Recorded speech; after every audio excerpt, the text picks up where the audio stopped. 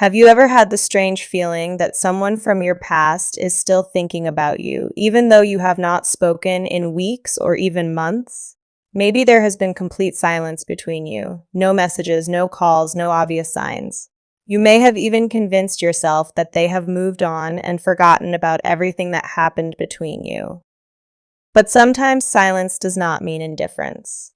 Sometimes, when direct communication disappears, curiosity becomes stronger. And there is something especially revealing about what happens when a person can no longer access you directly. They start looking for information through other people. They may ask a mutual friend how you are doing. They may casually mention your name during a conversation. They may pretend to be curious about something completely unrelated, while secretly trying to discover whether you still think about them. And today, we are going deeper into that hidden dynamic. Because there is a particular question this person may be trying to get answered, and the answer they receive may be very different from what they expected. Before we continue, take a moment and think about the person who immediately came to your mind when you heard this message. You do not need to chase them. You do not need to contact them.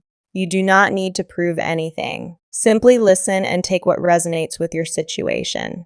Because the most important part of this message is not whether someone is secretly asking about you.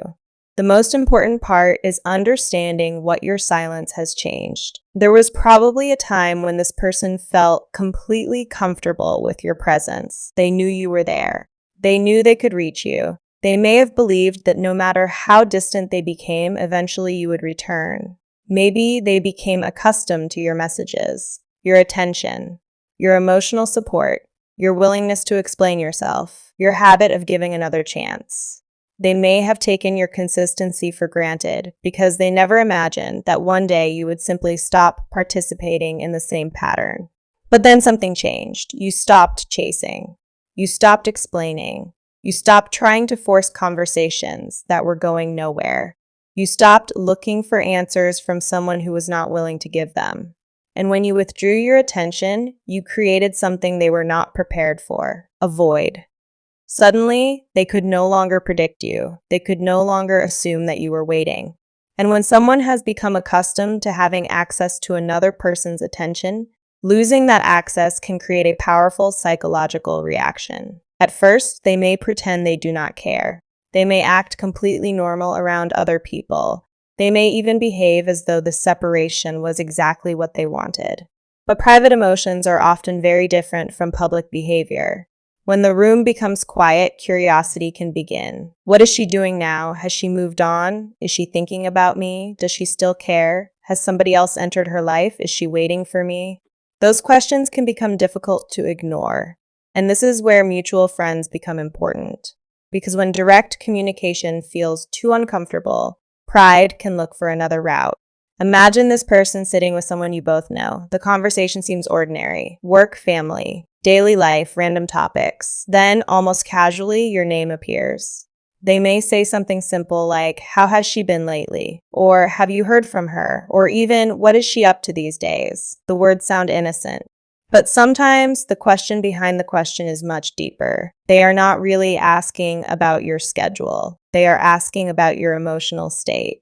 They want to know whether your life continued without them. They want to know whether you are still emotionally attached. They want to know whether you are hurting. They want to know whether there is still an opening for them. And most importantly, they may want confirmation that they still occupy a significant place in your mind. But here is where the situation becomes interesting. The information coming back to them may not be what they hope to hear. Instead of hearing that you are sitting at home waiting, they may hear that you are doing fine. Instead of hearing that you are devastated, they may hear that you are focused on yourself. Instead of hearing that you constantly talk about them, they may discover that you rarely mention them at all. And that can be difficult for someone who expected your absence to hurt you more than it did. Because there is a huge difference between losing someone and realizing that the person you lost is learning how to live peacefully without you. Your silence may have been interpreted differently than you expected. You may have thought that remaining quiet meant you were giving up. But from the outside, your silence can communicate something completely different. It can communicate boundaries. It can communicate self-respect. It can communicate emotional maturity. It can communicate that you are no longer willing to accept uncertainty simply because you have feelings. And that can make someone rethink everything. There is another important detail here. Not every mutual friend is necessarily neutral. Some people genuinely care about you and will protect your privacy. They will not reveal your personal life. They will not carry messages back and forth. They will simply respect your boundaries. But other people may enjoy being in the middle. They may pass information from one person to another. They may mention what you are doing. They may reveal small details. They may even unintentionally become the bridge connecting two people who are no longer speaking. If you discover that this is happening, do not panic. You do not have to become suspicious of everyone around you. You simply need to become more intentional about what information you share. Your private life does not need to become public just because someone is curious about it. Protect your peace. Protect your personal information. And remember something important. If someone truly wants to know how you are doing, they can eventually find the courage to ask you directly. You do not have to do their emotional work for them. You do not have to send a message just because you suspect they are thinking about you. You do not have to create a reason to cross paths. Let their actions speak. Because curiosity is not the same thing as commitment. Missing someone is not the same thing as being ready to treat them correctly. Regret is not the same thing as change. And this distinction matters. Someone can think about you every night and still be unwilling to give you the relationship you deserve. Someone can ask mutual friends about you and still be too afraid to approach you directly. Someone can regret losing you and still repeat the same behavior if you allow them back into your life without seeing real change. So do not measure their feelings only by how much they seem to miss you. Measure them by what they are willing to do differently. That is where your power is. Perhaps this person is currently replaying old conversations. Maybe they are remembering moments they once ignored. Maybe they are realizing that certain things they considered small actually mattered deeply to you. Sometimes distance creates clarity. When someone is constantly surrounded by your presence, they can become blind to your value. But when your presence disappears, memories become louder. They remember your voice, your kindness, the way you supported them, the conversations you had, the patience you showed, the little things they once assumed would always be available. And then comes the realization. They no longer have automatic access to that version of you. The version who always responded, the version who always forgave, the version who kept trying, the version who waited. That version may have changed. And that is not something you need to apologize for. You are allowed to evolve. You are allowed to outgrow situations where you were constantly receiving less than you were giving. You are allowed to decide that love without respect is not enough. You are allowed to stop accepting crumbs simply because you once loved the person offering them. And perhaps this is the real transformation happening here. You thought the story was about whether they would come back, but maybe the deeper story is about whether you would finally come back to yourself. For a long time, you may have measured your worth through another person's behavior. If they texted, you felt hopeful. If they disappeared, you felt rejected. If they came close, you felt valuable. If they became distant, you questioned yourself. But now you are learning something different. Your worth does not rise when someone chooses you, and it does not disappear when someone walks away. Your value was never dependent on their attention. That realization changes everything, and it may be exactly why your silence feels so powerful now. You are no longer waiting for permission to move forward. You are moving, you are rebuilding, you are becoming more comfortable with your own company. You are putting your attention into your goals. Your appearance, your health, your work, your friendships, your peace, your future. And when another person sees that transformation from a distance, they may begin asking questions. Who is she becoming? Why does she seem different? Why is she no longer reacting? Why does she look so peaceful? Did she finally let me go? Is someone else making her happy? Those questions can create a completely different emotional experience for them. Because once you stop chasing someone, they no longer have the comfort of knowing exactly where they stand with you. The uncertainty moves from your side to theirs. But do not turn this into a game. Do not remain silent just to make someone jealous. Do not pretend to be happy just to provoke a reaction. Do not post things hoping they will see them. Do not manipulate mutual friends into carrying messages. Real power does not come from making someone suffer. Real power comes from no longer needing their reaction to feel secure. That is the difference between playing a game and genuinely moving forward. And there may come a moment when information reaches you. Maybe a mutual friend accidentally reveals something. Maybe someone tells you that your name came up in a conversation. Maybe you receive a message from someone who knows both of you. Maybe the person eventually contacts you directly. If that happens, breathe before reacting. You do not have to answer immediately.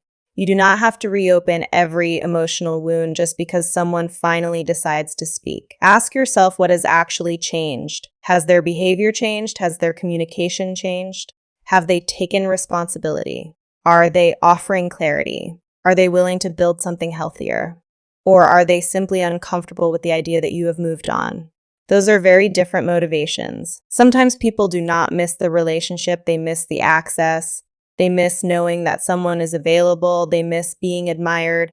They miss the emotional security you provided. And when that disappears, they feel the loss.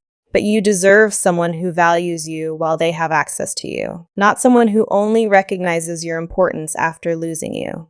So if this person is asking about you through mutual friends, let them ask. If they are wondering what you are doing, let them wonder. If they are trying to figure out whether you still care, you do not need to provide an answer. Your life can be the answer. Your peace can be the answer. Your growth can be the answer. Your silence can simply mean that you have chosen yourself. And there is one more thing I want you to remember. Do not allow the possibility that someone is thinking about you to keep you emotionally stuck. You can acknowledge that someone may miss you and still continue your life. You can accept that someone may regret losing you without waiting for them. You can love someone and still choose distance. You can remember the good moments without returning to the same painful pattern. That is emotional strength. And perhaps the greatest victory is not hearing that this person is obsessed with you.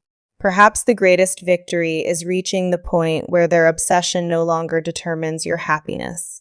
Because once you reach that point, the entire dynamic changes. You are no longer asking, will they come back? You are asking, if they come back, will they actually be worthy of coming back? That is a completely different question, and it comes from self-respect. So over the next few weeks, pay attention to reality rather than assumptions. If someone reaches out, observe their actions.